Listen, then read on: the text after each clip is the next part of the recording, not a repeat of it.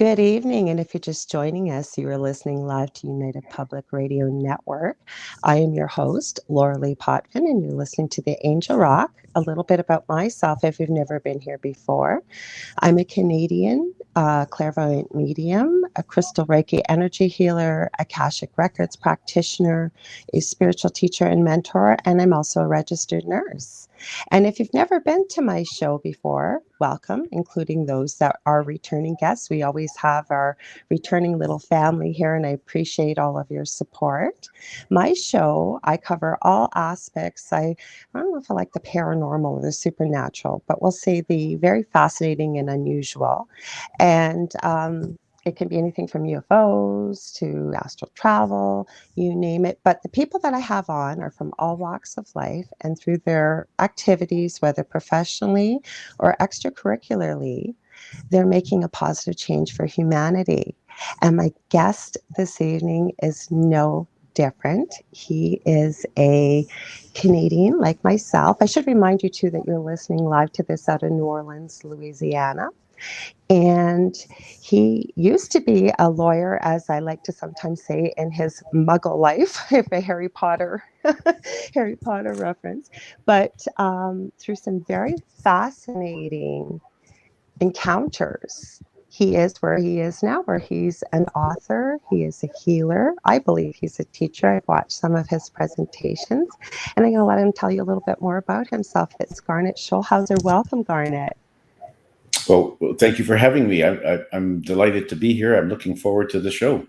So am I, because my goodness, I was telling you before the show, and I'll give my partner show a plug, Dell from The Delicious Recipe. No, it's not a cooking show. Most of you know him. We've done shows together. He usually pops in to make a little hello. Anyways, he listens to a lot of fascinating interviews, as I do too.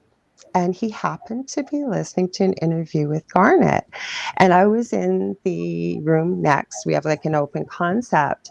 And I think I was doing some resin work. Most of you know I'm creating many resin pieces and be opening a shop very soon.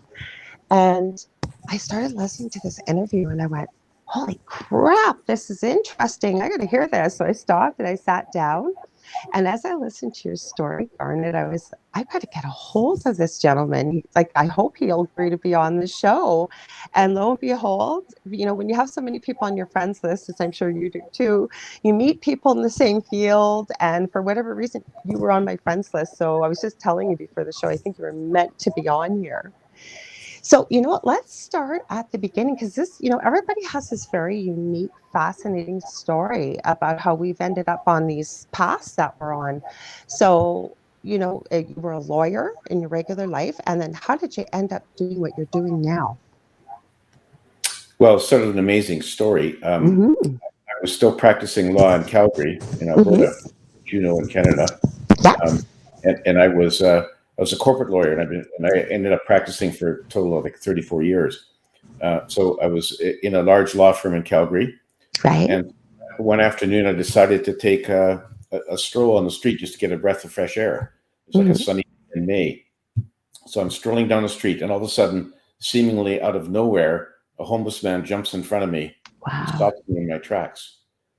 And he looked like a typical homeless man. He had long, stringy hair, scraggly beard, dirty, slept-in clothes. And, I had seen lots of these people on the street before because they're usually panhandling for money.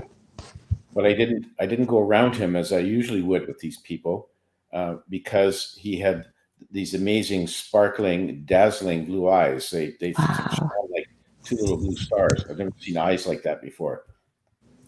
And he was looking at me, and I felt like he was looking right deep within me, right down to the depths of my soul. I sensed that he knew everything about me, everything I'd ever said or done. Wow. Which was strange because I never met this man before, never laid eyes on him before. But I didn't feel violated because at the same time, his gaze was sending me this wave, this gush of pure, unconditional love. And I was feeling my whole body with an amazing sense of peace, security, and well-being.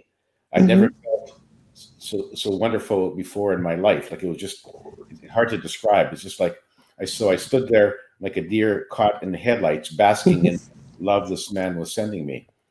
And then I don't know how long I stood there. It was like a time warp. And then after he eventually broke the spell by saying to me, "Why are you here?" And he promptly disappeared into a nearby store. Well, when I finally snapped out of my reverie, collected my wits, I thought, I got to go find this guy. Like, I need to know who he was. Like, who is this guy? Exactly. Who is this guy? So I went into the store that he went into, looked around. He was nowhere to be seen. So I walked out into the street and I walked up and down for several blocks hoping to find him, but he disappeared into thin air. So that night I resolved I was going to go back the next day to try to find him. Okay. So next day, same street, same time of day, I started looking for him, walking up and down that same street. I was about to give up hope when I spotted him sitting all alone on a bench. So I walked up to him and I said, "Who are you? And why did you stop me the other day?" And he said, "I'm a soul just like you. I'm here to answer your questions and help you on your journey." Well, then my skeptical lawyer brain kicked in. Once you have a lawyer brain, you can't get rid of it. That's why I said muggles. I don't usually, but it's just, you're just so far apart from a lawyer to where you are now. Yeah. So my lawyer brain kicked in and I said to him, "Why do you think you can help me when you can't even help yourself? Because it looks like you've been sleeping on the street for weeks and you smell like a dead fish." Well, he just cracked a big smile and he said, "Looks can be deceiving because you look like you're a very successful corporate lawyer with everything under control, but we both know that's just a facade." He said, "You know what? If you want to, turn around and go back to your office and see if you can find the answers to all those big questions you've been asking yourself these years. See if you can find those answers on all those emails from your clients on your computer. Sit down and have a chat with me." Well, luckily my intuition was screaming at me that I had to sit down and talk to this guy. He sounds like he didn't leave your brain from the second you met him. So I sat down and started talking to him, and he told me his name was Albert, and he was one of my spirit guides in disguise. And so that was the beginning of a conversation, a dialogue that we had. Okay, I got to ask you one question though. What did you think when he said spirit guide? Like, had you heard that term before? Like, did you know what that was, or? I didn't even know what spirit guides were. I certainly didn't know that I had any. And so I just thought, well, okay, I'll explore, talk to this guy and find out what's going on. Yeah, find out what's going on. So he basically, it was a Q&A. I would ask him questions and he would answer it. And all the big questions in life, like who am I? Why am I here? What's my life purpose? And what happens to me when I die? I was raised as a Roman Catholic. I know what the church told me was that, God put you here for reasons known only to God. There's a bunch of rules you have to follow. And if you don't follow those rules, when you die, you'll go to an awful place called hell. And if you follow the rules, you go to heaven. And that was sort of it. And I had rejected that sort of a long time ago. And I was no longer a practicing Catholic. So I was always searching for these answers. And then Albert came into my life and they were all answered. And so this dialogue went on, as I say, for several months. Early on, he said to me, "By the way, I'm not just here to satisfy your curiosity. I want you to write a book about what I've revealed to you so that everyone, the whole world, can have access to it," which sort of set me back because I had not even dreamed of writing a book. I mean, I was a lawyer and I would have been too busy. Never mind a topic like this. Pardon me? Never mind a topic like this. Yeah. So it was interesting that I found out later that I was the only one who could see him. Oh, wow. So he had manifested himself just for me. I could see him. I could touch him. I had reached out and touched him. He felt real to me. He said that no one else could have seen him. So if somebody had been walking by the bench that day, they would have seen me sitting by myself, talking to myself. See Albert. So that was quite interesting. And when I asked him later, "Why did you show up in my life?" Because he only showed up as a homeless man for the first 3 times. Okay. After that, he was just a voice in my head. We communicated by telepathy. So he no longer needed to manifest. And I asked him, "Why did you manifest as a homeless man?" He said it was his way of easing me into the conversation. Because had he just started talking to me as a voice in my head, out of the blue, I probably would have thought I was losing my mind. Like, what is this? Yep. going on here. So once I could identify his voice with the homeless man that I encountered, then I was already quite comfortable. And so that was the first encounter with Albert. I was reluctant to write the book that he wanted me to write, but he's very gently persuasive, and eventually I did write it. And about a year after I first met Albert, I retired from law because it didn't seem to make any sense to me anymore. And so then I got busy writing the manuscript for my first book, Dancing on a Stamp.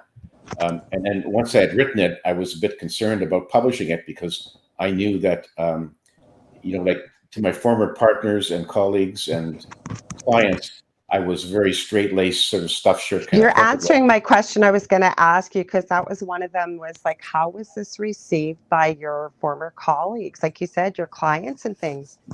Well, and that was my concern, because I thought that because of what I published, that a lot of them would think that I had gone senile early in my life. I was reluctant.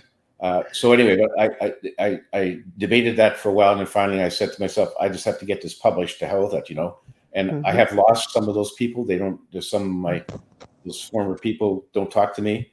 They don't say to my face they think I'm crazy, but I know they're thinking that. But in any event, I was prepared for that. The good news is I've met a lot of very spiritually enlightened people. Yes. And so the overall, the benefit has been very, very positive.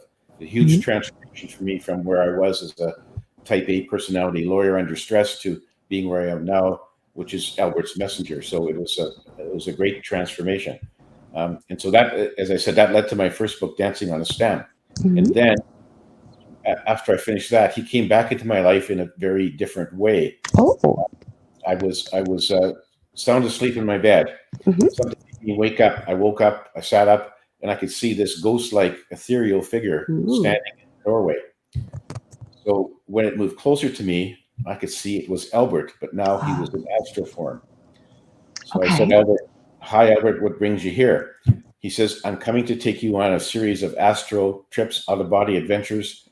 I'm going to take you to various places, in the universe, different planets, onto the spirit side, because I want you to write about what you see and hear in your next books. And I'm thinking, next books? He said, yeah, you're not done. You got to write another 3 or 4 books. You just told me the one book.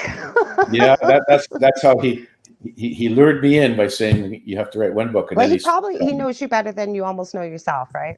No doubt about it. Yeah, no doubt about it. So anyway, he then just sort of reached out, grabbed my astral hand, pulled my astral body out of my physical body.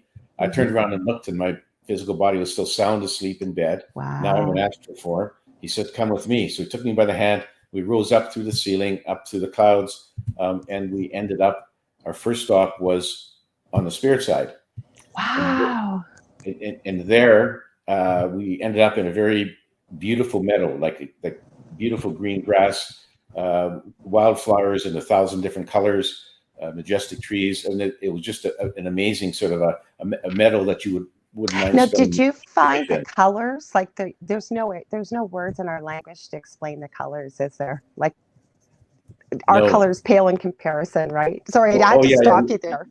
You couldn't possibly describe the colors that I saw in words. You don't have words for it. So then we're walking through this beautiful meadow and on a stone path, and there's a small hill. We go up the small hill. The top of the hill, I could see a group of people at the bottom of the hill. As we walked down towards them, my heart skipped a beat because I recognized who they were. They were my mother, father, brother, grandparents, other people who had passed away. Oh, I love it. They were there to welcome me. So they welcomed me with open arms, smothered me in unconditional love, and they said, "This is a preview of what your gift, Garnet. would be." Sorry? What a gift you just received. Oh my God. I'm getting goosebumps. Sorry. I'm listening so intently here. You just got me like, oh, what a gift.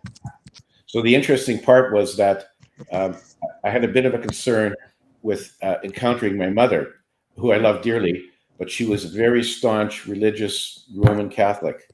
And I knew in my first book, Dancing on a Stamp, that I had kind of dumped on the Catholic Church. And I thought, oh my God, what is she going to think? But she allayed my fear. She said, if I was still living on earth, I would be upset with you because of what you wrote. But now that I'm here, I see the big picture. I can see the whole big picture, and what you did was great. So keep up the good work. So that was really nice. I mean, it just reaffirmed what Elwood had told me in our dialogue, was that everyone goes back to the spirit side. So all the loved ones that you miss, you will be reunited with them again. And that just reaffirmed it all, because there they were. And it was just a wonderful reunion. And then from there, he took me into this beautiful white city that he called Aglaya. And building themselves like white, sparkling white, like incredibly beautiful, like all different sizes and shapes. And we walked down the main boulevard. And there were a bunch of souls dressed in all kinds of different garments, different, I'd call costumes, from different eras. And I said to Albert, what's this all about? And he said, well, souls in the spirit side can appear to others in any form that they like, and they can change it as often as they like. So he says a lot of these souls are dressed in garments from a prior life that they particularly enjoyed. So it could have been from 500 years ago or 200 years ago, or wherever, all the different countries. So it was like amazing. From there, he took me into this big, majestic building called the Hall of Wisdom. That's what he called it. Yes. Inside there, in this big room, was a committee of 11 souls. They looked like they were wise souls, like gray hair, snow white hair, smooth skin, that kind of thing. He said, this is the Council of Wise Ones, and their job is to oversee all the incarnations on our planet. And so when people are preparing a life plan to incarnate on Earth, it'll be reviewed by one of these council members, and they review it to make sure that you're not setting out too many harsh challenges. Piling it all on like a big plate, like, because we're in our true form, right? But you don't think about, I have to live this. When you're in the spirit, you don't quite appreciate all the aspects of a life on Earth. And so some people will plan too many challenges because they want to evolve in a rush. Others will plan a cushy life where they won't really learn anything. So the council will sort of review the plan and give some advice. But ultimately, every soul has the right to choose what they want in their life plan. So, but the other thing the council told me was they had a message for me to take back to humanity. And they said that humanity, our current civilization on Earth, is at a crucial crossroads, that we have developed very advanced technology, but our emotional and spiritual intelligence has not kept pace. And as a result of that, too many of our people let their negative emotions like fear, anger, hate, greed run their lives, get out of control. That's why we have wars and genocide and crime and mass shootings and the whole trick. And because we have weapons of mass destruction, we could basically destroy all life on our planet if we unleash them all. So they said it's very crucial for us to get past this crossroads and move on up the spiritual ladder so that we don't destroy ourselves. And they said they've watched other civilizations on our planet, human civilizations, rise up to great heights and then crash and burn for various reasons, like Atlantis, Lemuria. There's even a number of others we haven't even discovered yet. And so, excuse me, so they're very concerned that we didn't end up with the same fate. Can I ask you one thing quickly there? Because I'm so glad you brought that up, because my partner Del and I have many interesting conversations, and our belief is that this civilization we're in right now, there's been many before, and I think you've just confirmed that for me, haven't you? So unless we learn from our prior mistakes, we're destined to keep repeating the same mistakes over and over. So these books that you've written are powerful documents, and that a lot of people need to be reading, I believe. Thank you for saying that. Yeah. And that's exactly what the council was trying to, the message they were giving me was that we need to make sure that everyone should do their part to try to curtail negative emotions, violent acts, and embrace love and compassion. And that's the way we can get to a better place on our planet. And it's not easy. It's going to be difficult, but we have to start one person at a time. Start with yourself, then deal with your family members, your friends, your neighbors, co-workers, and hopefully there'll be a positive ripple effect of the positive energy across our world. And that's what we really have to do. So it was a warning. And what they did say was they've been recruiting lots of very advanced souls, some of whom are incarnated on Earth before, some who have been here, to try to get them to incarnate on Earth and to lead by positive examples, to have positive energy affect others, sort of beacons of light that we can follow in the darkness. And so that's what they were doing. And they said, thank you for being with Albert. You're one of his messengers. He's got other messengers, and we're trying our best to spread the message through all kinds of channels, like radio hosts like yourself, Laura, people who write books, people who speak at conferences. Everything you're saying, Garnet, I have to tell you, and I'm going to confirm this, I have gotten from my own guides. Like almost, I'm getting goosebumps, and it's not cold in here. Every single word you have said, like literally some of the stuff you've just said right now, like starting with one person, I just said that an hour ago to a fellow light worker, that it only takes one. It takes one. And starting, people are thinking of starting like this country level. No, we need to start even locally, like just one person, or like you said, all different channels. And Yes. the more these topics are not openly acceptable to talk about, but once somebody opens the doorway, you realize there's so many other people that are thinking the same things, so I'm so grateful that you're on here today and helping to share this. Sorry, I didn't want to stop your story there, but I wanted to confirm I agree 100% with everything you've said. Well, thank you. Excuse me. Yeah, and so so that was my first astral trip with Albert. And what happens is that when we finish our trips, I wake up the next morning in my bed, and I remember very clearly, vividly what I'd seen and heard in the astral trip, and then I would go to my computer and bang out some rough notes about what I saw, and they eventually formed the manuscripts for my subsequent books. So after the first book, all my subsequent 4 books are all about my astral adventures with Albert, and he's taken me to some amazing places. I've met some amazing wise souls on the spirit side, and I'm delighted to be part of his world, be his messenger, and the thing about Albert is that he has his own agenda. He wants me to see certain things, talk to certain people so I can write about them. And he never tells me in advance what his agenda is.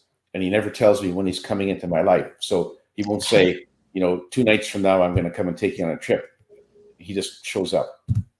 That's just his way of doing things. So, but I'm used to that. I'm used to it.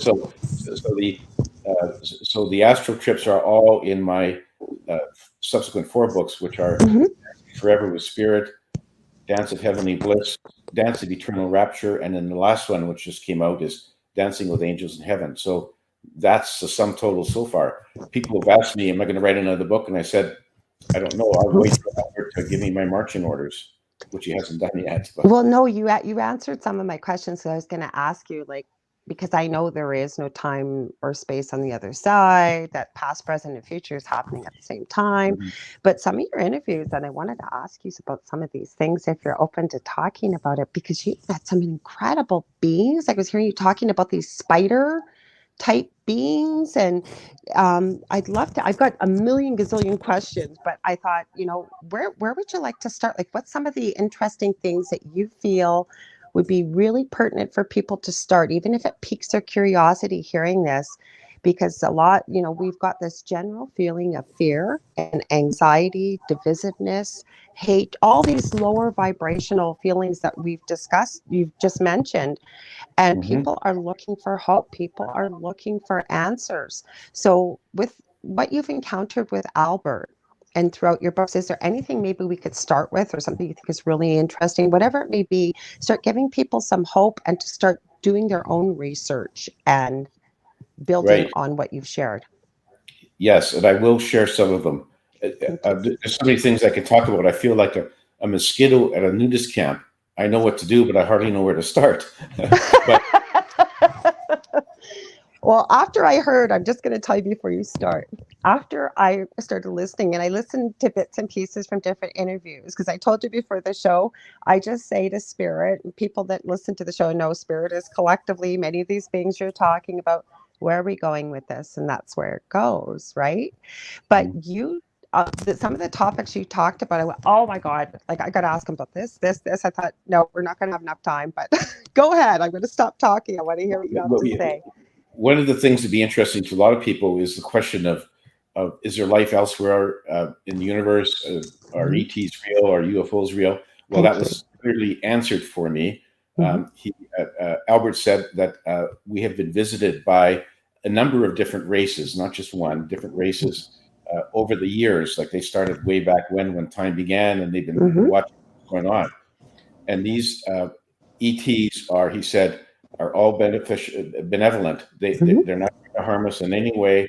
They're here to help us. They're watching what's going on, and they do help us in subtle ways. They will send us inspirational or intuitive flashes to people to invent things or develop techniques to make our lives better. And they've done this over the ages, but it's all very subtle. And so some inventor says, I just came up with a great idea about whatever, the light bulb. Chances are that they were inspired by the ETs who are trying to help us have a better planet. So they're there to help us. Actually went to visit a group of ETs that were orbiting our planet. They were grays, the typical kind of grays. And they just confirmed what Albert said, is that they're there to watch what's going on. The interesting thing is that they have amazing technology. Like they have warp drive. They can travel between the stars. Anti-gravity techniques, the whole trick. And they said, it's been hard for them to watch us go through all of our wars and conflicts, to watch our civilizations rise up and then crash, all the troubles that we have on planet Earth. But they are not allowed, because Prime directive. Prime directive, yes. They are not allowed to unduly interfere with what goes on. The directive is they can't unduly interfere with a developing race. They have to let it sort of develop on its own, and so they have to. So they have the technology. They could destroy all of our weapons just in the blink of an eye. In a second. Not allowed to do that. We have to work it out on our own. And so these people were very interesting, and they just confirmed that nobody's here to harm planet Earth. I know there's people out there who say that there's evil reptilians or whoever that are trying to take over the planet. Not so. Their technology is so advanced that had they wanted to take over Earth and enslave humans, they could have done so a long time ago. So they're not there for that. But then I met another group of intelligent ETs. You refer to the spider-like creatures. Yeah. This is what Albert took me to, on a planet near the center of our galaxy. And these people, they lived underground because their sun had become a red giant. So it's kind of fried all the stuff on the surface. So they lived underground. They look kind of like spiders, and we communicate by telepathy. They're very intelligent. And they took me into their big room, which was full of like computer-like screens and whatever. One of their jobs was to monitor all the planets in our galaxy to find out which ones were capable of harboring life. And when they found it, they would indicate that to the ETs, who would then seed some life from another planet into the new planet.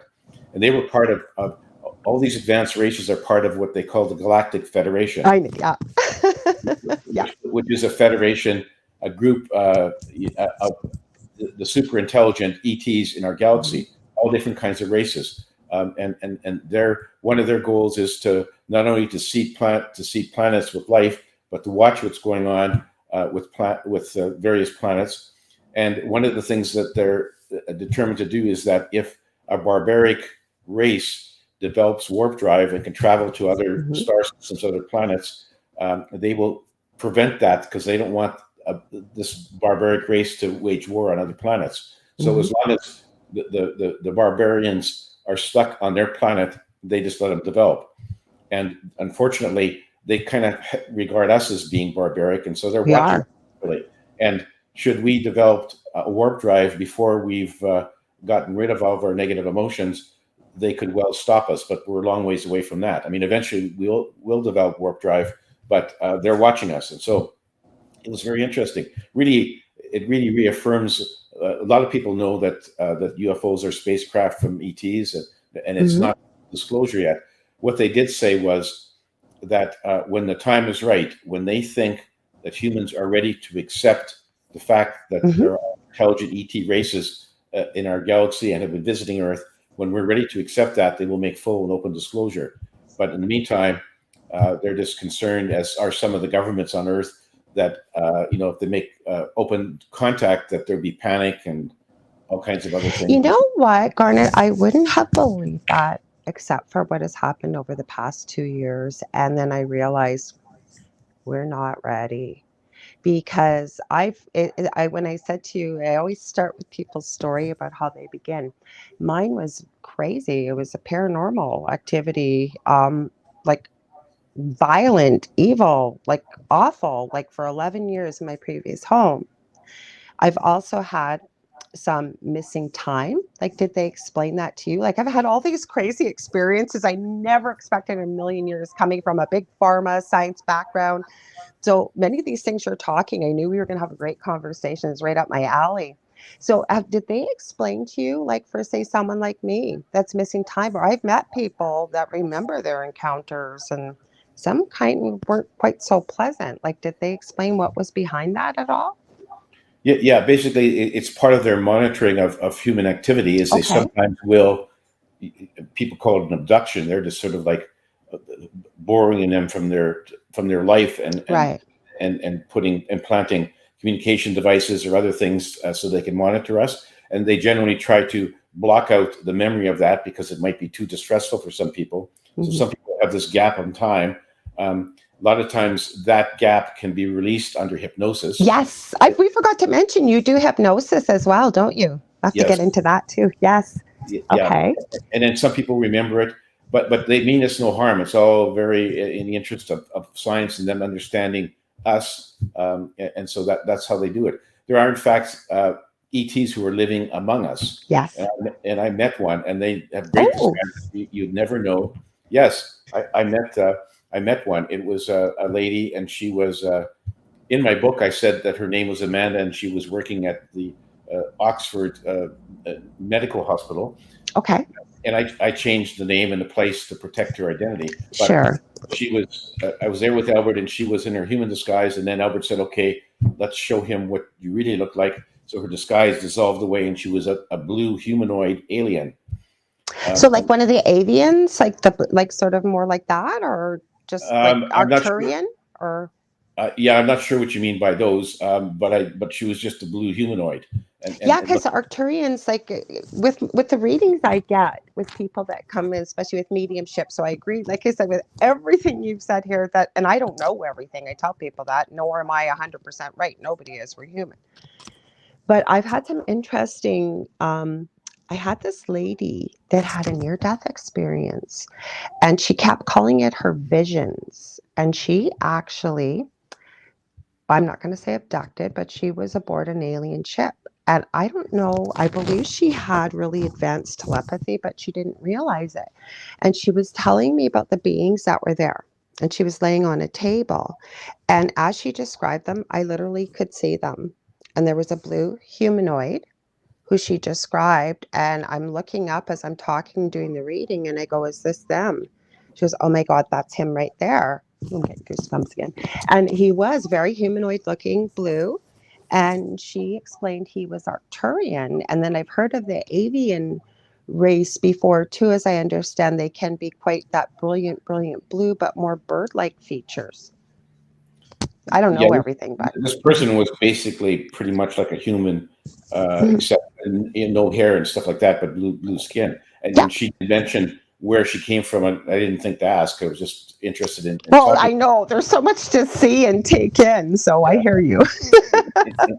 And so what she was doing, her disguise was sort of a very advanced holographic disguise, which Mhm. was so real that nobody around her could have detected that she wasn't human.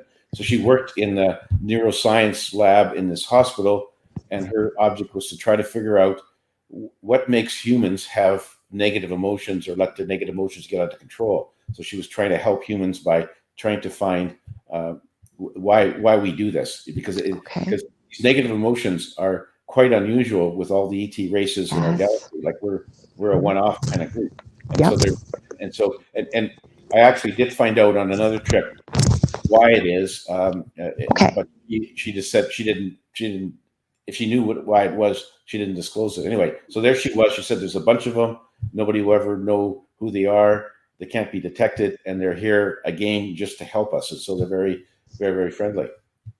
So what I should tell you is about the human gene factor is that on one of my trips I went to I call it a utopian planet. It was like Okay.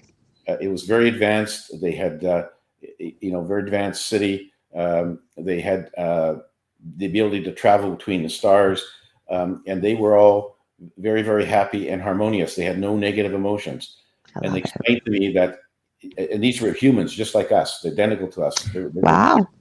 just identical to us. And they were aware of what went on planet Earth. And they said, yeah, long time ago, we were like you guys on Earth, where there was wars and conflicts and murders and, terrorist bombings and everything else. And their scientists discovered that what caused the negative emotions was a defective gene in the human body. Wow. And so through genetic engineering over the years, they got rid of this gene. So now this society was peaceful, harmonious, no conflicts, no fighting, no nothing. Men and women were absolutely equal in every respect. Everyone had the same thing. There was no sort of hierarchy of people with money versus people who don't. They didn't have any. They got everything from their state. So it was a very peaceful, harmonious society. Because Can I ask you something though? Okay, so I have a theory. Now, again, I don't know everything, but in human nature, and I'm not saying it's a good thing, but when we are faced with tragedy, difficulty, something really negative in our lives, right? We have the choice. We can choose to stay in that vibration, live in that low energy, anger, depression, you name it. Or people have the choice. It's almost like an impetus for change. And we've seen many great things come out of people's tragedies. For example, John, I forget what his name is, but I think it's America's Most Wanted. His little boy years ago was abducted at a mall, murdered. And him and his wife, I mean, obviously anybody would be devastated, your child, never mind how tragic it was, but he started one of the biggest movements to catch people that are doing horrible things like this. So this is what I'm saying, that because when things are status quo and things are beautiful and harmonious, and we've all said it one time in our life, oh, I wish this could go on forever, right? We don't want it to change. We want to stay status quo. We don't, you know what I mean? We're just happy to just be. So did you learn anything about that with this race? Like, how do they evolve? How do they grow with their soul when they're incarnating, say, onto that planet? Well, they know where. I mean, every soul knows basically the lay of the land for where you're incarnating. So souls who Yes. incarnate into that society, they know what they're getting into. Souls who incarnate on planet Earth as a human, they know what they're getting into. Basically, they know there's a lot of horrible things that can happen. So it's a matter of the soul's choice. So, I mean, there wouldn't be that much to learn in that society for soul, just because it's so peaceful, and you Maybe learn just more to learn how to enjoy life. Yeah, and so there's obviously a lot of souls who did that. Sometimes maybe you have a harsh incarnation and you want to have an easy one, so you can go there. But basically, how they, as I mentioned, how they changed from the world of negative emotions into positive love, compassion, and so on, was this genetic engineering. And I said to them, that would be very useful for our planet. Can you tell me the formula so I can give it to our scientists? Yeah. And they said, no, can't do that. We're not going to hand you the answers on a silver platter. You have to figure it out for yourself. And so, unfortunately, they left it at that. But it gives me hope that if they can do possible, we can do it as well. Yeah. So it was very, very interesting trip. The other little side thing about that planet, which is quite interesting to me because I enjoy food, is that they had developed. They're all very healthy, lean, trim, robust. They all looked exactly the same. No matter what age they were, they all looked like they were like 30. And they said that long ago, their scientists had developed what they call a diet pill. And if you take the pill, you can eat as much as you want of anything, and you wouldn't gain an ounce of weight. I love it. and no other adverse health consequences, no rise in cholesterol or anything. And so they learned that humans enjoy eating and drinking. And so they decided that with this pill, they can go to a restaurant every night and eat decadent food, as much as they want, no health consequences whatsoever. So that was very interesting. I wanted them to give me the formula for that pill. Yeah. The same thing, So failing that, I'm going to have to continue to restrict my intake of cheeseburgers and chocolate mousse. Yeah, me too. Because I know I have a friend, maybe you've met him, Augie Nost. He's with Broadcast Team Alpha, him and Nori Love. Maybe you haven't. Maybe I have Sorry, to. repeat his name. Augie Nost. He's it's with Broadcast Team Alpha. If not, I'm gonna have to introduce you guys if you're open to it, because I'm telling you, this is right up his alley. And I remember years ago, he said to me, do you know who won the Nobel Peace Prize? I think it was back in 2009. And I said, no. Why would I know that? He goes, because everybody in the world should know about this. I said, okay, do tell. This is a private conversation. Actually, we've talked about it when we've done shows. And he said it was two scientists that discovered what is responsible for the aging process. He said it was never put out in the public, never advertised. And he's a big believer, as am I, that your mind is one of the most powerful things we own. And we are much more powerful as human beings than we've ever been taught to believe. That's part of my mission of teaching people. And so it's possible to reverse the aging process or extend life if you want by focusing in meditation and what have you on the telomeres. So I didn't know if Albert had shared anything about, say, anti-aging, or these people, like you said, they all look 30 years old. Yeah, and these people live for several hundred years because they had done away with all diseases, and they could fix traumatic injuries and so on. So they lived for a long time. And in fact, these people, when they decided that time's up, they would go into what Albert described as vapor chambers, where they literally go in there and get vaporized, and they go back to spirit. And so that's how they ended their lives. They chose to do it. It was sort of like, okay, I've been here for 300 years. Time to move on. So no guilt of you committed suicide, you're going to hell, because how many times do we see that? Never mind as a medium, people that are so afraid to cross, if you will, because of what their religious dogma that they're afraid of, right? Yeah, and I was raised with that, of course. Me too. Hell and purgatory, But anyway, Albert he clearly indicated to me that hell, purgatory do not exist. The devil doesn't exist. That they're all inventions by religious holy men to control the masses through fear. And that's when you try to explain this, though, I'm sorry, I didn't mean to interrupt. I was just going to say, because in the beginning, I really struggled with this because I went to Catholic school, I was forced to go to church. Very similar story like yourself. I was not a practicing Catholic anymore because none of it made sense. I never believed God was this angry, vengeful being that if you didn't listen to his 10 commandments, he was going to strike you down and what have you. And when I first heard this concept about, there is no hell, there is no purgatory, but I had a hard time. And now what I've realized that we're thinking from our human perspective here, because you get people. I had somebody on a call-in show I was a guest on asking, is there a hell? And again, I always remind people, I don't have all the answers. It's just my understanding. We're looking at this from a human perspective of justice versus punishment versus not understanding the bigger picture that we're incarnating. I think I heard you say this, many of us do, that we are basically everlasting energy souls, just here to have a human experience in this physical body. It's clumsy, it's frail. We come in with spiritual amnesia. But that, we make all these agreements with other people. It's almost like looking at a play, if you will, right?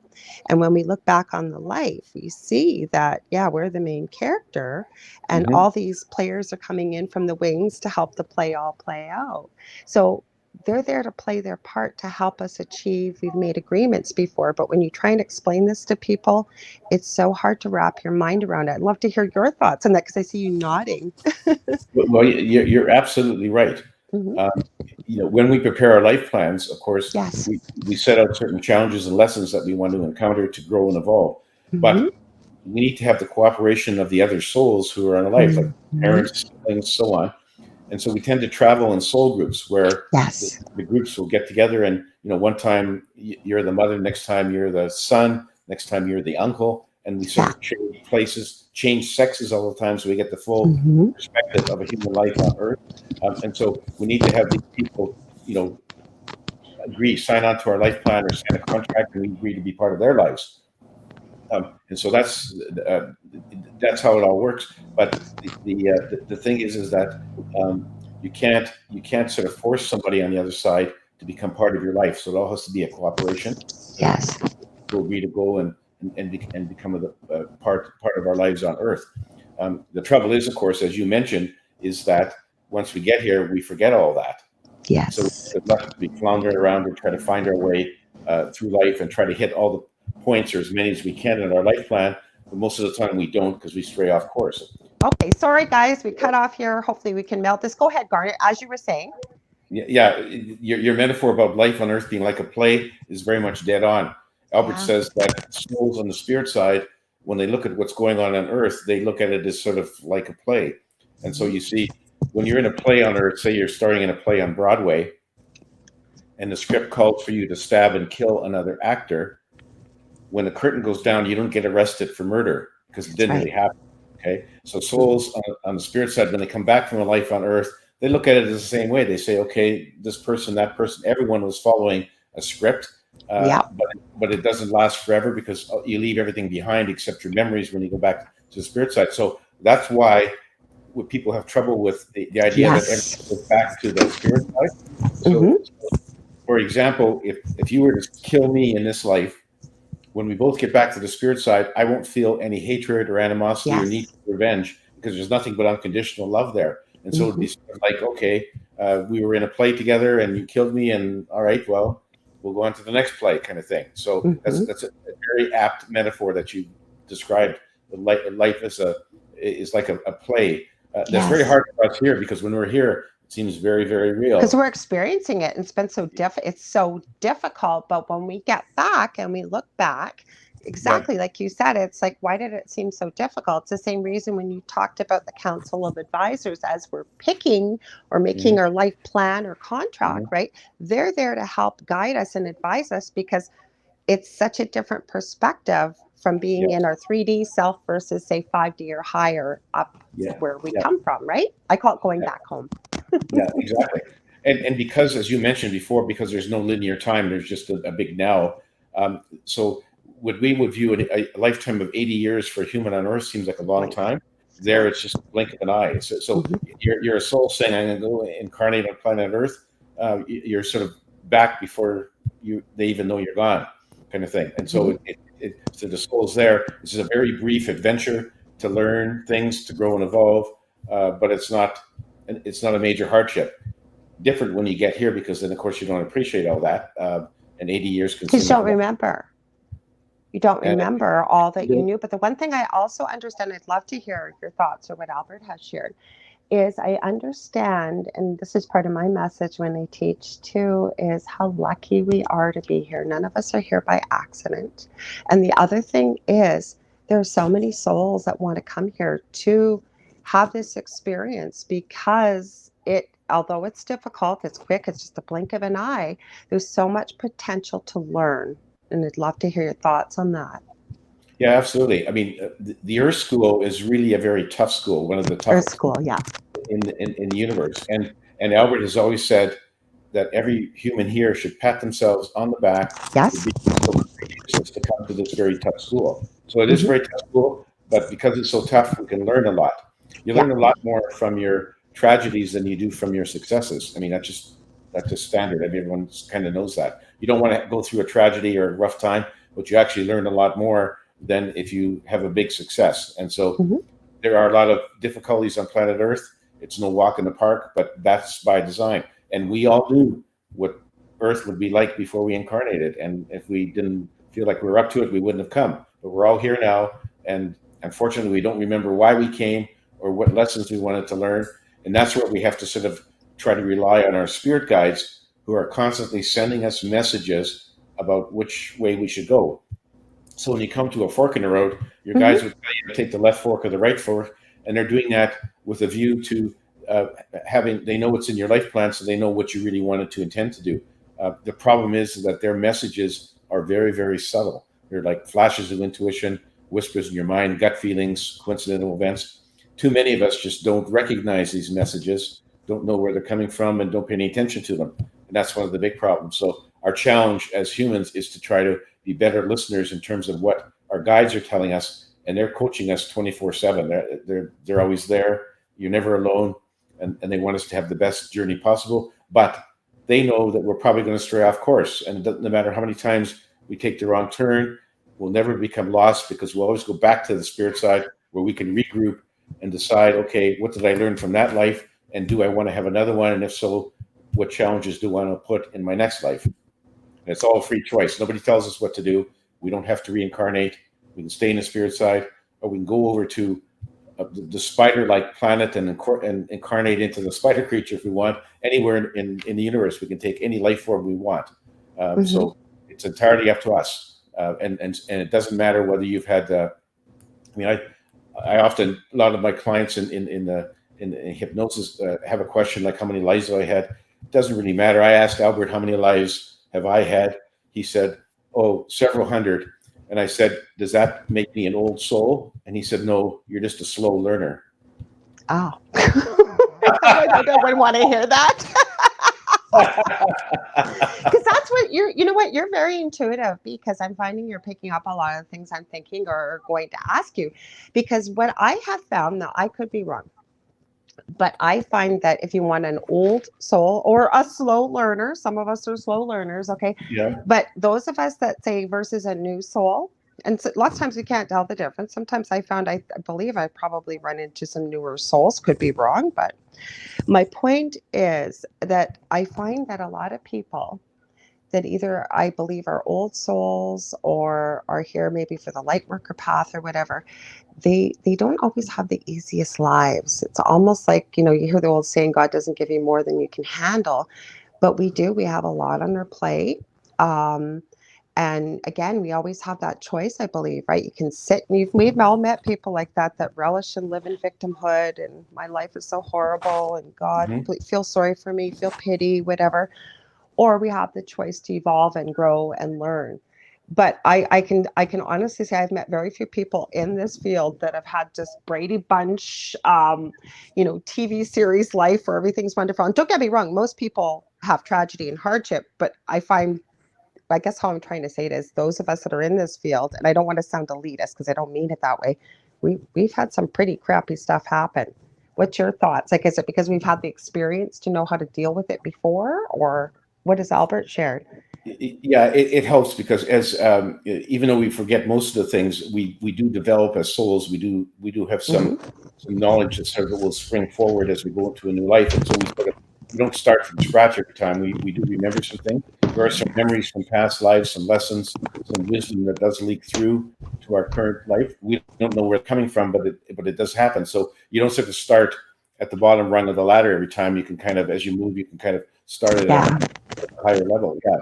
And it's really interesting that I should tell you a funny story. I'd love to hear it. When Albert first told me that I could choose my life, and I chose this one. And I said, well, if I had a free choice to choose my life on Earth, why didn't I choose to be Prince Charles? Yes. I mean, he's got lots of money. He's got 150 servants. He even has one servant who squeezes the toothpaste onto his toothbrush. Are you serious? Yeah, I read that somewhere. I didn't make it up. I read it somewhere.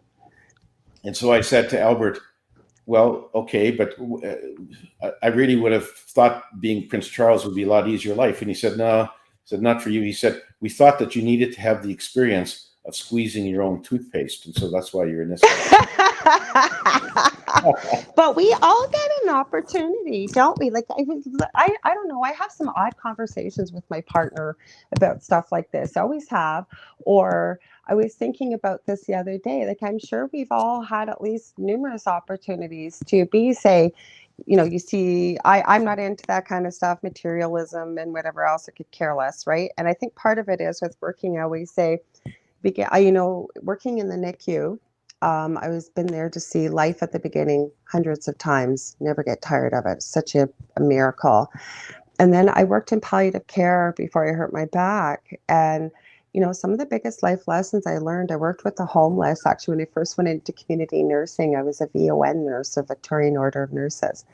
And the one thing I've learned, it doesn't matter where you come from in life, but especially if you're terminal and you've got time to go through that process, I have never heard with hundreds of people being so deeply honored to be there. They chose to die at home and to be part of that process with that family.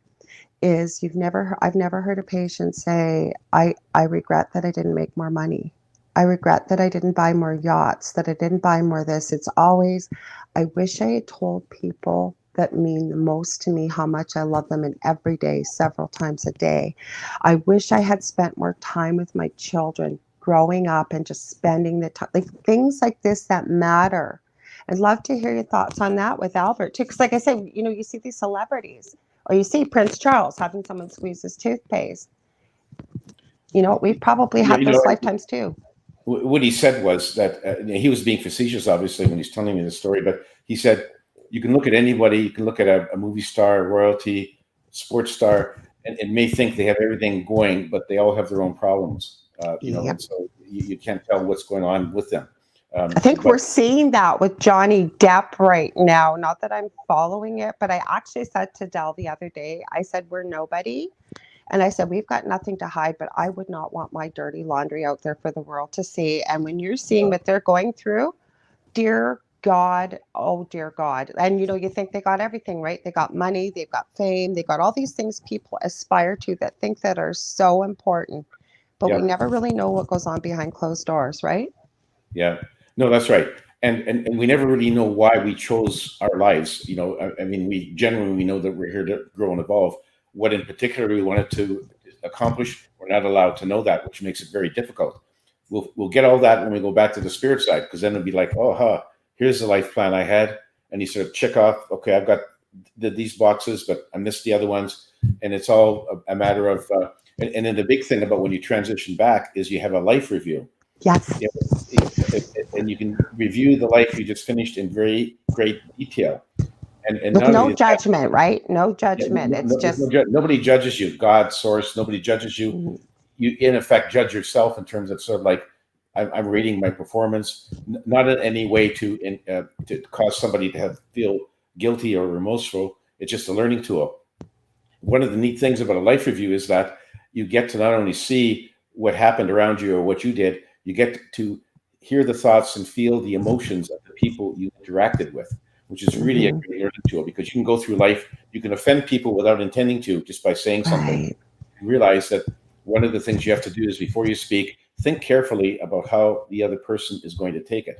And if you don't want to go around offending people, you have to think about that and try to not offend people.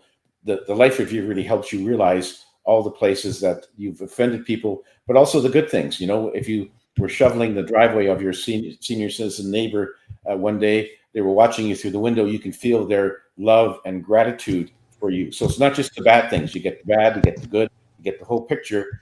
And then you sort of go away from there and say, okay, do I want to go back to another life? And if so, what am I going to try to improve on? What kind of life do I want to get into? So it's very, very, very interesting. And it's not distressful at all.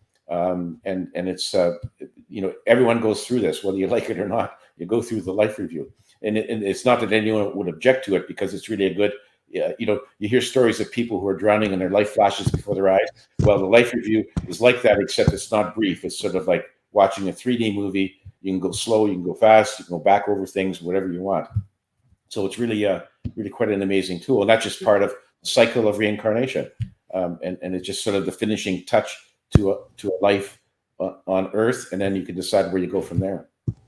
I love what you're saying there, because again, I don't know, I've been doing a lot of deep thinking, and guys, I should have said this. I've had this influenza bug for 2.5 weeks. Garnet and I've been trying to plan this, and he was so kind. He said, you want to maybe rebook. I said, no, I've been dying to talk to you. So I've been doing a lot of deep thought, and exactly some of the things you said, Garnet, including, and I'm not always perfect, but I do try to remember this, that, you know what, you get someone that's a real jerk to you, like they're just awful, or you're in a store, or, whatever it may be. We're human, yes, and I know that's an excuse, but yeah, sometimes we have knee-jerk reactions, but I do try to remember it's not my job to judge. But the most important thing is, and it relates a little bit to the life review, is we have no idea what is going on in somebody's life. Especially if there's someone we don't know and we encounter them. There's a really good series, actually, again, Dell watching TV. I think it's called The Outlaws, from the UK. It's Stephen Merchant. He worked with Ricky Gervais, I think. Anyways, from the UK. But what he did was he made this series where these most unlikely people from all walks of life have broken the law over in the UK, and they have to get together to perform 100 hours of community service. You don't know why they're there. There's a lawyer, there's a businessman, there's a girl just going, like, you name it. But now the series is going through breaking down what their stories are and how they ended up where they were and why. And I think that's so important. If we could just remember this as human beings. What does Albert share on that, or what's your thoughts? Yeah, I mean, he's really, he's told me many times is that, you know, and to repeat myself again, is that this is a learning experience on this planet, and we chose it. So above all, we should not ever think of ourselves as the victim. You know, like people would get into tough times and they say, well, why is God or the universe doing this to me? It's not doing anything to you. You chose your life. The thing you have to do is that when you come into a situation is to learn from it and say, okay, what should I learn from this, and then move on. So it's always a continuing learning experience, and that's just part of why we're here. One of the interesting things that he told me about life on Earth is that he says no one dies by accident. So our souls decide when to leave. And when we develop our life plans, we all build in like 5 or 6 exit points. When you come to an exit God, you're speaking my language. I've studied near-death experiences for 40 years, and I was going to ask you about this, but go ahead. I know you didn't mention that, but go ahead. Getting all excited. So when you travel through life and you come to an exit point, your soul can then decide, okay, do I want to leave now, or do I want to move on to the next one? Your soul has the absolute right to decide when to leave, even though our human minds aren't aware of that. We don't know what our soul is thinking, but our soul chooses when to go. So the interesting thing is that if somebody dies in a car accident, it's not an accident. They chose that as their exit point. Their soul did, and so it's all our souls really have the control of it. Or if someone's dying from terminal cancer, the soul decided to start that disease and ended up, you know, with the terminal cancer, death by cancer. So our souls decide when to leave. So no one dies by accident. And the other interesting thing is that this relates to guardian angels. I said to Albert, well, you know, I have free will and everyone else has free will, and they're all running amok around us. And how can you prevent against somebody causing your death before your soul's ready to go? He said, oh, well, that's where guardian angels come in. Guardian angels know when your soul wants to leave, and if you're in a situation where it could end up with serious injury, death, they will intervene. And so it's very nice to know that we have guardian angels, we have guides. I've seen video. Have you seen video of like actual light beings? Like there was one video I've seen. It was a gentleman, I think he was working on an 18-wheeler rig or something like that. He had security cameras, and the rig gave through and it crushed him, like went down on him. And you literally can see on the video these 2 lights coming up underneath. I'm getting goosebumps again, lifting up the rig so he didn't die. He had a hell of a recovery, but yeah, those is guardian angels, and they can actually physically intervene, like lifting things up. They can, you know, if you're at an intersection and they can see that if you go to the next intersection, you're going to get T-boned by somebody, they will delay your light so that you're not there at that intersection. That's what I try and tell myself. If I run into a delay, or God forbid a flat tire, or whatever it is, I try and remind myself, there's a reason why we had this delay. Doesn't mean I'm going to ever know what it is, but there is a reason, right? Yeah, exactly. And it's usually your guardian, you know, and sometimes, like you say, if you're going on a plane trip where they can see the plane's going to crash, they will send you a message just to say change your flight, and if you don't follow that, they'll give you a flat tire on the way to the airport, and you'll miss your flight. You know, as you mentioned, So it's very comforting to know that they're there to protect us. But when our time's up and our soul says we want to go, they will stand to the side and let the accident or the cancer or whatever else happen. So plus I also understand, like I said, I've studied near-death experiences for 40 years, professionally as well as personally, and I believe I had one as a toddler. I was very, very ill at a fever of 106 and kept seizuring, and they kept sending me home because the seizure didn't happen and emerge, and then the last one did. And I was in the hospital for 2 or 3 weeks. It was quite, my mom said I had a head full of ringlets. I was about 2.5 years old. The next day, my hair went poker straight. for years. Like she just almost said it almost sounded like I'd had a complete physical change. But the thing I wanted to ask you, and I've often wondered, I get lots of questions about this, is the purpose of a walk in and also a near-death experience. Like I know it can be an exit point, but is it also maybe to remind souls why we're here? Maybe our work isn't finished. I've heard many of those type of messages. I'd love to hear what your thoughts or Albert has shared with you on that.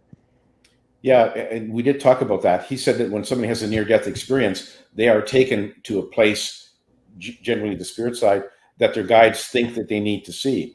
That's why not everyone in the near-death experience sees exactly the same thing. They get shown what their guides think they need, and it's to remind them who they are and to send them on a different course in their life, so that most people who've had NDEs, they sort of change their life, their outlook on life changes, and everything changes. And so this is sort of like to get them to change course and carry on and learn some more in their journey. And I'm pretty sure that most people who have NDEs no longer fear death, and they just sort of carry on.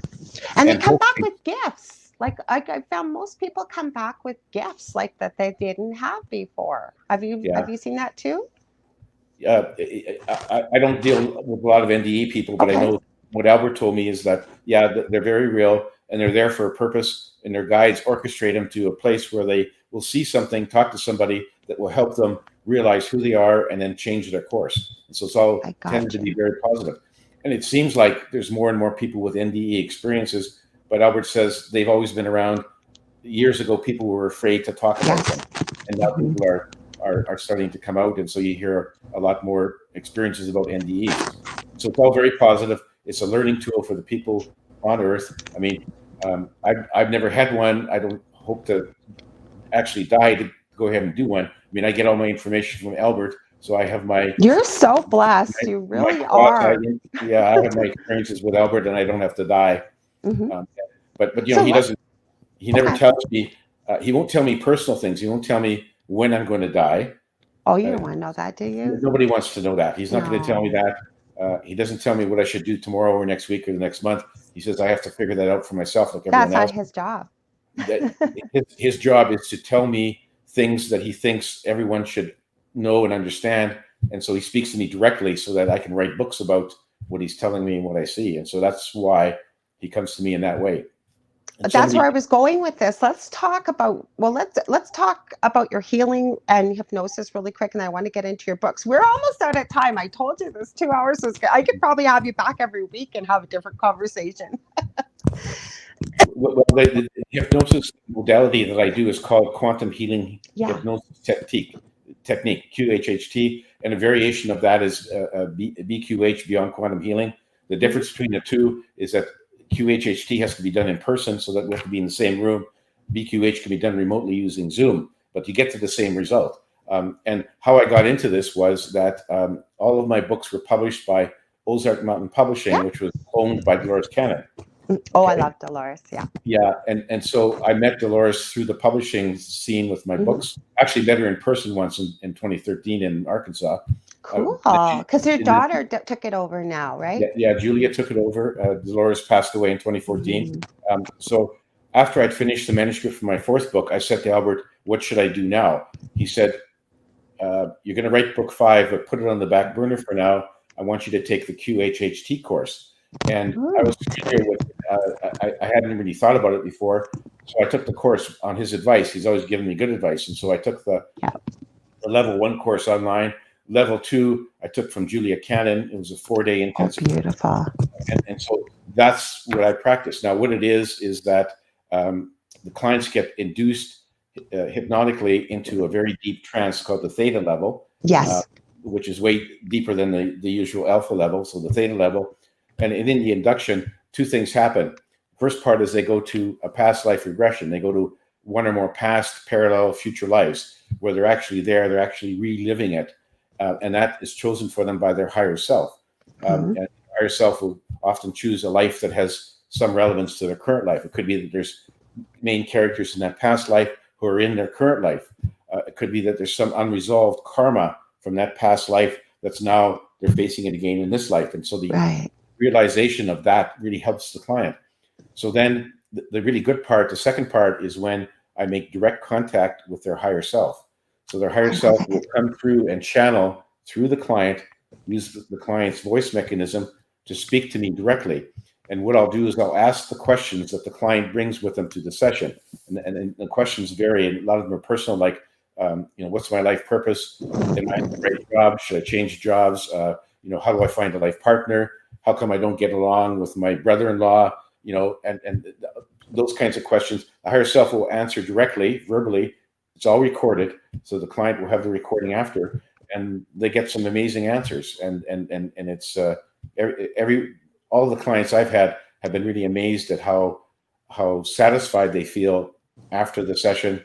They got their answers. Sometimes they get an answer they don't like. I mean, the higher self is very candid, but the higher self is on their side because the higher self knows the client better than the client knows themselves. Yes. The higher self has been with them every step of the way in this lifetime and every other lifetime they've had. So they have the whole picture, which we don't.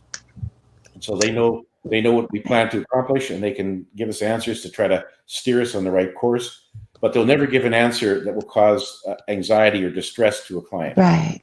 And if the answer would do that, they'll say, we're not prepared to answer that at this time. But that's very rare. Most of the time they answer the question. So it's really been very fulfilling for me. I get a lot of satisfaction helping people one-on-one. And sometimes the higher self will throw out something that's a general application that's just good for everyone. And so it's good to know those things. So it's been a really great practice for me. I love it because I've been drawn to it for years. I'm signed up with Julia's letter now and stuff, and I've often thought that might be a course sometime I wanted to take. So I'm glad you've explained it so well for people, because believe me, it's life-changing, isn't it, Garnet? And very instantaneous, like when you connect at that level, right? Like if someone wants to make a change or the answers or what have you. Yes, absolutely. And they can also help you, people with phobias and health afflictions. They can actually fix some of the things, or they can tell the client what they need to do, change their lifestyle, their diet, or whatever it is to fix whatever is bothering them. And sometimes it's quite simple. Sometimes, somebody I had a client who had a constant pain in his stomach. Doctors couldn't figure out what it was. And the higher self said, oh, well, in a past life, some thieves stabbed you in the belly to steal your food.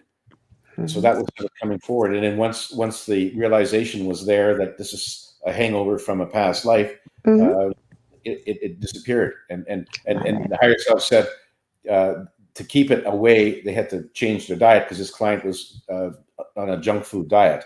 And so the higher self said, we'll take it away, but if you eat junk food again, it's going to come back. And so, yeah, but that's the body, right? Like I say, pain is the body's voice and message. So like when I do my healing work, right? And I truly believe the human body is capable of healing itself. It's miraculous what we have been given.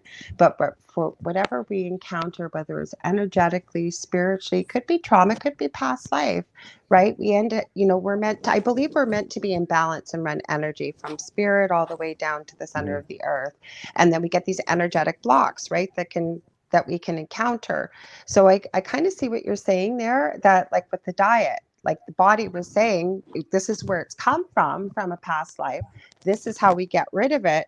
But if we don't make the change that you need to make, it's going to keep coming back. Is that what you're saying?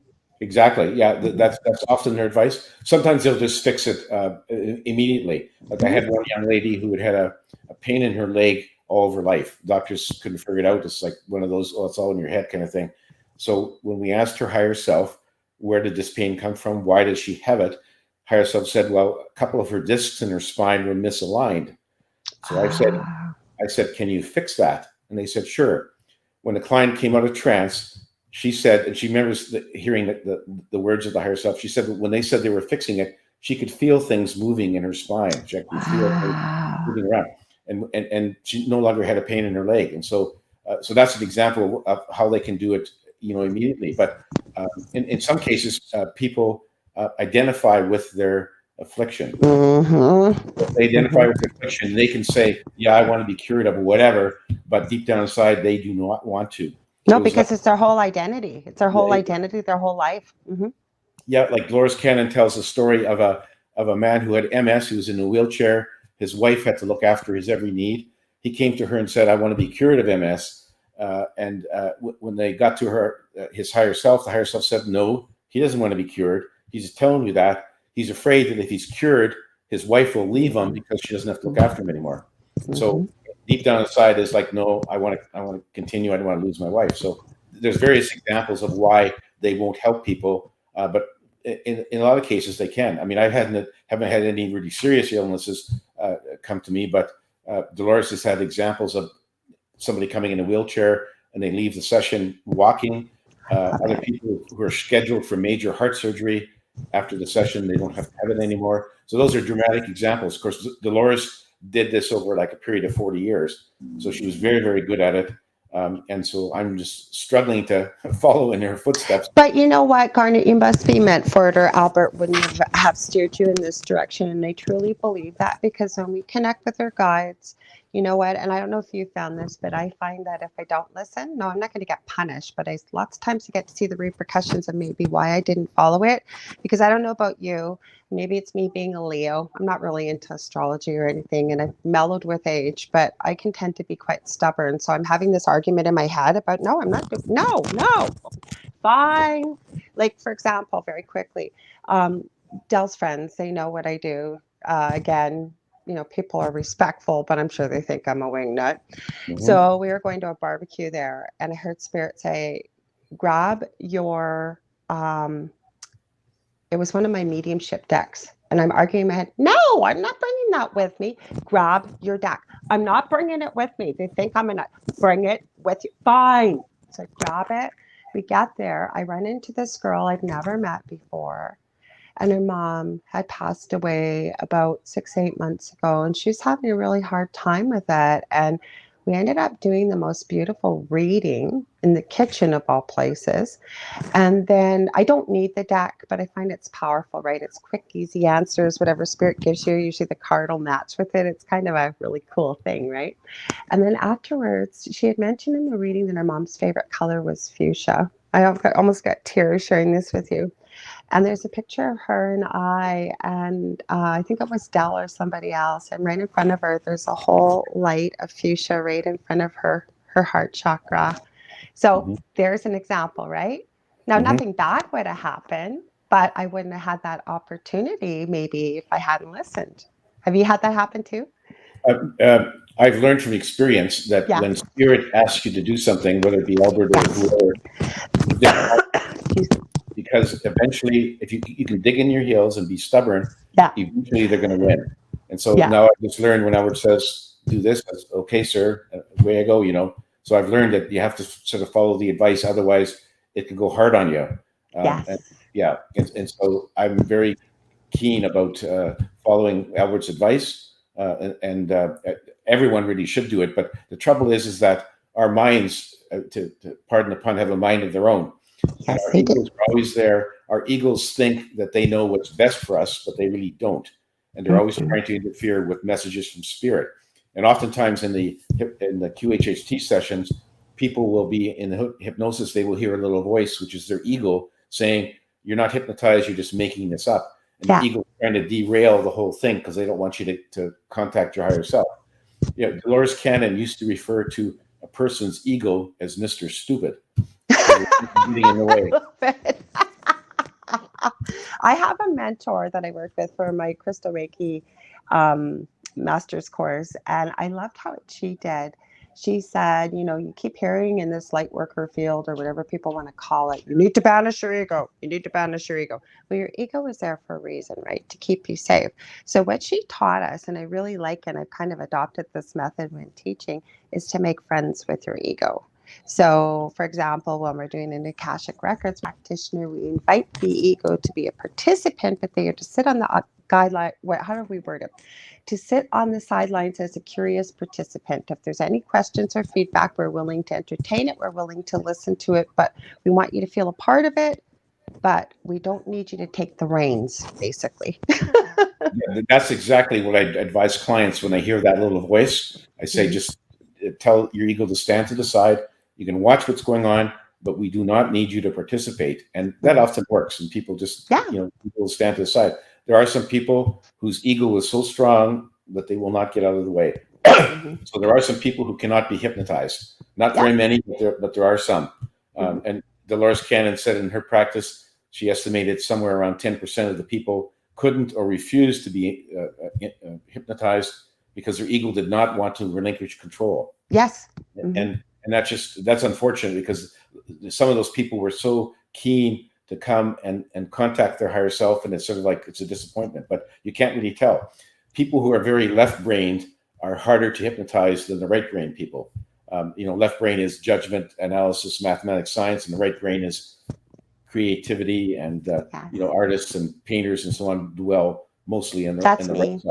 But but you can't tell when you're talking to someone. You can't really tell initially which side of the brain they spend most of their time on. But hopefully, people come with the right brain in the forefront, and that makes it so much easier for me. Well, I wanted to really touch on a point very quickly, because I know other people that do forms of the type of work that you do, not QHHT, and I think it's very powerful with the level that it works with, at the theta level, with the subconscious, if you will. But I know this is possible. Like, I have a friend actually that is a light worker and going through some serious neurological surgery they're going to need on their neck, and they've just been told, the doctor said they can't do anything. And I've said this to so many people: why wouldn't you try something like what you do? Because you know what, we're not guaranteeing a cure, but for a little bit of your time and a little bit of an investment, imagine if you could avoid a whole surgery. Because I've said, like, I've had back surgery, I've failed back surgery. I can't go back to be a nurse. I have my license. I wasn't meant to be a nurse for the rest of my life anyways, obviously, with what I'm doing. But my whole point is, if you don't have to have surgery, why would you? Because once it's cut, I keep telling people, it will never go back to what it was, with what God, your creator, source, whatever your belief is, you were given naturally, right? Yeah, no, exactly. And yet you have to be, you're dead right. For somebody who's facing surgery, what do you have to lose by doing this? I mean, if 4 or 5 hours out of your day, if it doesn't work, you're no worse off. Exactly. If it does work, then you avoid surgery. So I entirely agree with you. I do too. Now we're almost, I knew 2 hours. I knew from watching some of your interviews, and I try not to do an interview the same as everybody else. And I understand everybody has a different style, but and I've been on many shows too, and people just ask you to read down the list. I wanted to see where this conversation was going to go, but I want to touch on your books very quickly, especially your new one that you have out. So what kind of messages does it have for humanity? Because again, we touched on this in the first part of the show. We've got this collective of fear, anxiety, divisiveness. Like, I'm guessing there's probably a lot of messages in there to help humanity kind of come together as a whole. Or I'd love to hear, what's going on with that. Like, what's in there for people? The messages haven't changed very much. They've been the same. But in my 5th book, I describe a scene where I'm on the spirit side, and I got to sit in on an orientation class for new souls who haven't been to Earth before. So it was Albert and Sophia, the chair of the Council of Wise Ones, giving this course. It was like in the stadium, and these souls had never been to Earth before. They were just giving them the lay of the land, to making sure they understood what's involved in an incarnation on Earth. And so there's a lot of, they go through the start of the universe and the source, and they go all the way through, all the things that have happened and where they are. And it's really a good, in a way, it's a bit of a summation of some of the messages in all my other books. It's sort of all there in one show. And it's very interesting. The humor is alive and well on the spirit side. I don't know if people realize that, but there's lots of humor. Yeah, lots of humor. Excuse me. One of the funny things was, at the beginning of the class, Sophia says to them, "So you want to incarnate on Earth?" She says, "Well, my first advice to you is run like hell."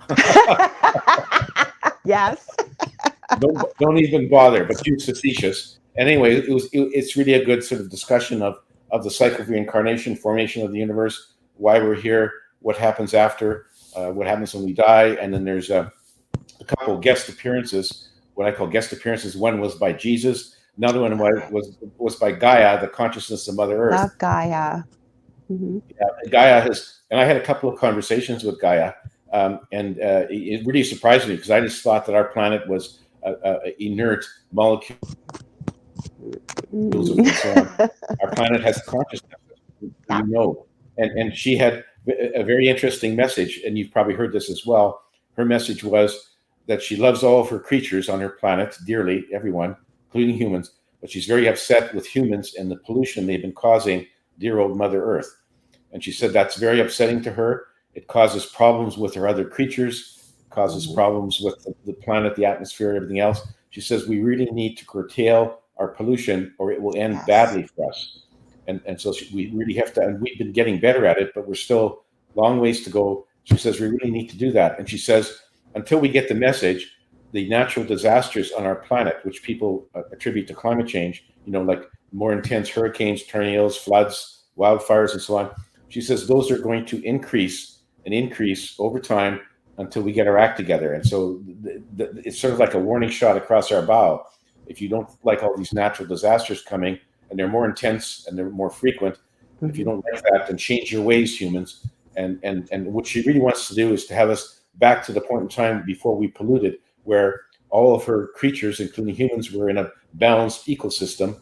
Back in the caveman days, all we did was burn some fire and a little bit of smoke, but we didn't do much damage.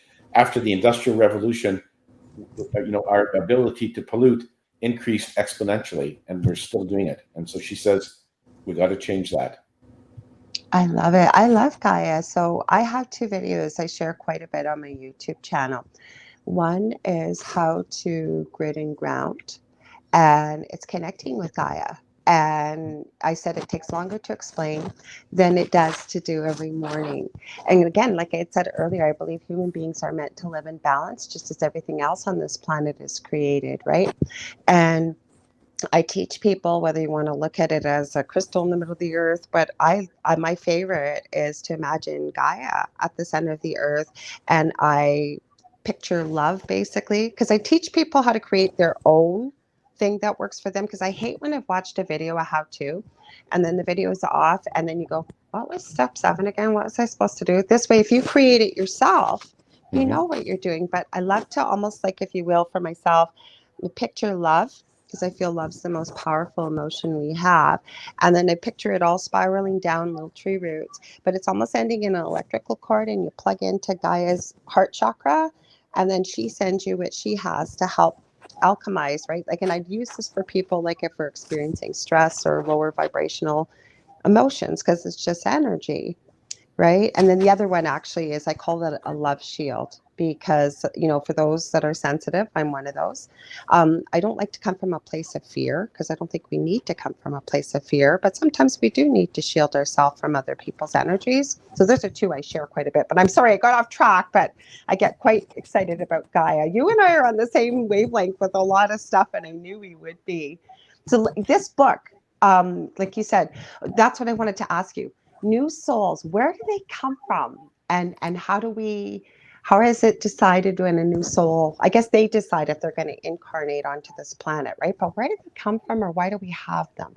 Well, new souls are basically individual aspects of the source. And I was taken on one of my trips to sort of the central sun, one of the focal points of the source, where I could see basically sparks of light coming out, spinning out from the sun. Those are new souls. They're creating constantly. So new souls comes out, and their mission is to explore the universe, explore all the planets, explore everything. And one of the things that really necessary to really fully understand, the universe and life forms, is to incarnate on the physical plane into a soul, or into a body rather. And he explained it. He said, souls in the spirit side can acquire knowledge. They can watch what's going on, say, planet Earth. They can see what humans are doing, but it's book learning. So if you want to really know what it's like to be a human, to experience negative emotions and other stuff that we have on planet Earth, you incarnate into a human body, and then you get it firsthand. And so that's why souls choose to go incarnate on the physical plane to learn something. And we don't have to. It's, as I said, it's entirely our choice. We can stay in spirit. We can explore the universe as spirits, but we don't get that hands-on experience. And that's why we say, okay, well, I'm going to jump into a human on planet Earth, and I'm going to see what it's like, to see if I can overcome the challenges that we're going to face there. It's a testing of my mettle.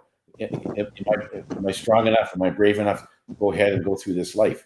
And some souls, they choose to go to other planets, easier lives, so nobody makes us come here.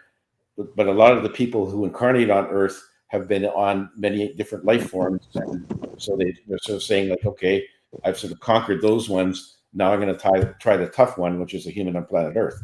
That's why it's a tough school. So it's chances are you and I have both been incarnated on other planets, and it's interesting that the Council of Wise Ones says that they are recruiting advanced souls from other planets who haven't been to Earth before to come and incarnate on our planet to help us. And I think I mentioned that already. Yes. And one of the things that they can do is that if you've never incarnated on planet Earth before, is that before you incarnate, you can get imprinted with memories of other souls so that you have some basis for understanding what planet Earth is like. You can actually be imprinted. And if you had a number of lives on planet Earth before, you don't need to because you have all that experience already. Right.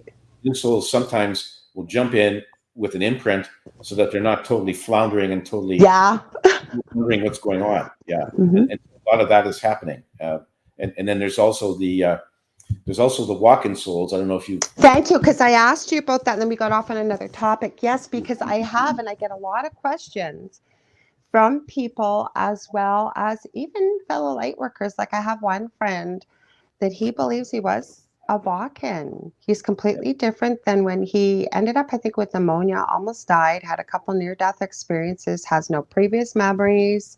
He was a bit overweight before this happened. He used to want to be a comedian and a musician. He is completely different now, super thin, nothing about performing, anything. But go ahead, sorry. Yeah. Excuse me. Walk-in souls really do happen. It doesn't happen that often. Typically, a soul will jump into, say, a human baby at birth and then continue on until death.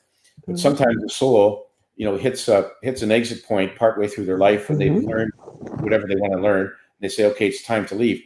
There'll be another soul who will say, hold it, don't let that body die, because I want to take over that body. I don't need to go from birth all the way through school up to the 50-year-old position. I want to jump in and finish that life and learn my lessons from there on. And so it's like an exchange agreement. The old soul says, fine, I'm gone. New soul comes in.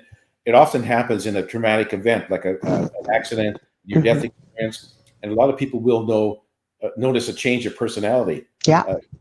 As you mentioned, a change of personality. And people will think, well, what's going on? Maybe something, they got hit on the head in this accident, something changed them. Could be a new soul has come in. And that's why there's a change of personality. But it does happen. And it actually makes sense. It's sort of like, why get rid of this good human body when somebody else can jump in and take over? And so that's what walk-in souls do. And it does happen quite often. I don't think I've had a walk-in, as far as I know. I'm probably one of those that slogged it through from birth until where I am now, which is very common. But it's an interesting concept. And it's something that we could consider actually when we get back to the spirit side. Do we want our next incarnation? Do we want to start from a baby, or do we want to walk in on somebody else? Nice choice to have. Well, and that's what it's all about, is choice, right? Like, and again, we're going to run out of time. I knew when you said, we fight 2-hour interviews long, I thought, no, we'll have lots to talk about, but let's see how you feel, because it's all about choice. Like when you'd mentioned this before, just briefly, we went off on a different topic. I get a lot of people contacting me, they've had a beloved pet or partner or what have you pass, and then they hate God and they blame God for it. And I'm thinking of one in particular, and it was her dog. And this was her child to her.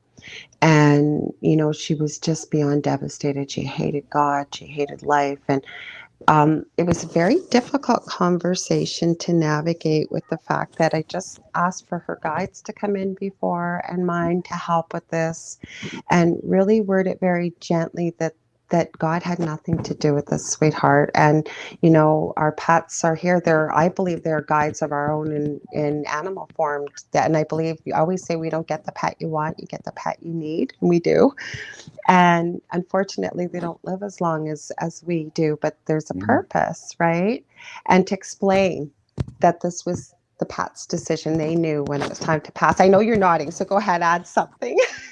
Yeah, no, you're absolutely right. Animals do have souls too, just like ours. Absolutely. In fact, you and I may have had previous lives on Earth in an animal that we don't remember. And to a lot of people, it's like a horrific thought. Like, I don't want to be an animal when I leave here. I don't want to go back to be a snake or a rat. Well, the fact is you have a choice. And if you've been in an animal before and you're now on a human, you're probably not going to go back to the animal life, because their lives are very simple. It's actually a good way to get your feet wet on the earth plane is into an animal, because their lives are very simple. They don't have to worry about mortgage payments or saving for retirement or putting their kids through college. They don't have any of that. All they have to worry about is, where can I get my next meal and how do I avoid being eaten by a fox? You know, human lives are much more complex. So the chances of somebody going back to an animal are very slim. But everyone's pets, people who missed their pets, who died, and that we lost our little dog like 3 years ago. Oh, I'm sorry. It's very sad, but I know that she will be there as part of my welcoming party when I transition over. In fact, in the preview of my welcoming party, when I first went to the spirit side, my first little dog, Oscar, he was part of the group, and he comes running out to greet me, and so people will see their pets again, and the souls who were their pets will appear in the form of their pets that the people remember, so they recognize it. But it was very interesting, because in my first discussion with Albert, and I said to him, "Do animals have souls?" He said, "You need only look into the eyes of your little dog." Yes. And that was right. I mean, they do. And in fact, after our most recent dog passed away, she gave me signs. I mean, I was sitting there all alone in the house one day, and I heard the pitter patter of her feet on the hardwood floor. But of course, she wasn't there. But she was just saying, "Hi, I'm okay. Don't worry about me." And she just, I have pictures. There is a girl I was talking to. It was quite a few years ago, and we were on Skype. And she was in bed. She had quite a few health issues.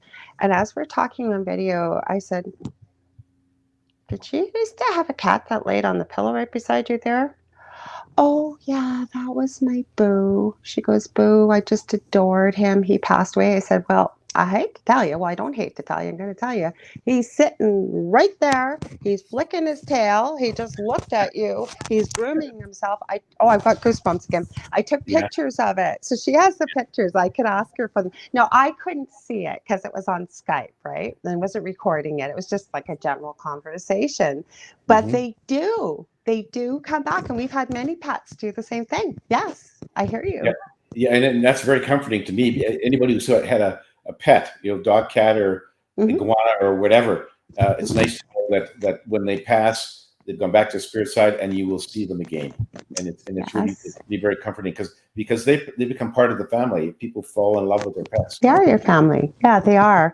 When you said about animals very quickly, though, we're almost out of time. I hope you'll come back, Garnet, because I could talk to you for hours, and I've really enjoyed this. So I hope you will come back. I will come back, absolutely. I just wanted to add one thing. When you said about coming back with animals, and I've listened to quite a few Dolores Cannon interviews, and she's talked about people that came back actually as air in one of their lifetimes, and the formation of Earth, and super fascinating. But my own eldest son, I have two boys. I have one with severe autism. He was popping up in the background. I think he thought I was done, but people know who he is. He's popped up before, Justin. But my eldest, I've never pushed spirituality on my children, but because it happened quite early in their lives, I could see signs in my own children. Like both my boys can communicate with animals. My eldest has actually taught me quite a bit about it. But he had a friend whose mom kind of did what I do. And she took them through almost like, I think she called it a soul journey. She was more like a shamanistic practitioner. And my son clearly remembers his life as a wolf. He told me the whole thing. He had to be about probably 14. And I didn't know he was doing it at the time. He came home and then told me about it. I didn't have a problem with it. And I thought it was so fascinating, because I've run into people over the years that say, "No, we can't cross species. We can't do this." How do you know we can't cross species? How do you know we can't? I believe totally about this. So I'm so glad you mentioned that yes, we have had lives as animals, right? Yeah, absolutely. Yeah. And I've had a lot of actually clients in the QHHT sessions when they've regressed. They've gone to a life as an animal on Earth, or sometimes a foreign life on a different planet. Like one person was a green blob, another person was a flying animal on a planet where all the animals flew. Another one was a little fairy. I'm not sure which planet it was, but she was a fairy fairies with wings. She had a magic wand, and so Yeah. it's really quite incredible, because these people are reliving a past life in a different life form, which really expands our horizons to know that we're not just humans and that other animals, have different souls or whatever. No, it's all one and the same, and we're all part of the big cycle of reincarnation. I am so glad that we did this together. That's why I did not want to reschedule this. I didn't talk today, so I'd have a voice. And I've been so looking forward to this. Like I said, I really hope you will come back on. I know my listeners are going to love this. The only bad thing about a pre-recording, when we're live, the chat, we can see the chat because I have a lot of people that show up that have Yeah. questions, and I'm going to try and figure out a way. There supposedly isn't, but that when I do run this live, I will let you know when we run this Okay. live. And I don't know if we can do it on Facebook or something. I will figure it out because I know there are going to be so many questions and comments. So where can people get a hold of you? I want them to buy your books because these are like manuals to help you navigate what the heck we're going through here on Earth, I feel anyways, from what we've talked about. The best place is my website, which is garnetschulhauser.com. That's my book website. I also have one for QHHT, which is the same, my name with QHHT at the end. So on my book website, you can read about my books. You can read excerpts. You can there's buy links that on one side of it where you can just click on and go to Amazon, get right to where all my books are for sale. Okay. I record all the radio shows I do. Like when I get the recording for this, I post them on my website and on my Yes. YouTube channel, so people can go back, and if they miss the show, they can Thank get you. it there. And my email is on there. If people want to send a comment or a question, please do so. It's contact@garnetschulhauser.com. My name is hard to remember. If you Google Dancing on a Stamp or any of my book titles, you can get to my website. And so that's a good place to contact me. I strive to read and reply to all of my emails. And so if they have a question or comment, fire away. I love it. And I want to remind people too, and I didn't have a chance to tell Garnet this. My show and all the shows on this network, we are covered, the archives or the replays anywhere where talk radio or podcasts are carried. So iTunes, iHeartRadio, Spreaker, SoundCloud, Spotify, Podbean. I mean, one time I think I was looking up an app for something else. I was a guest on a show and I was looking for something, and one of my interviews was on there. Like, I think we are everywhere you can find us.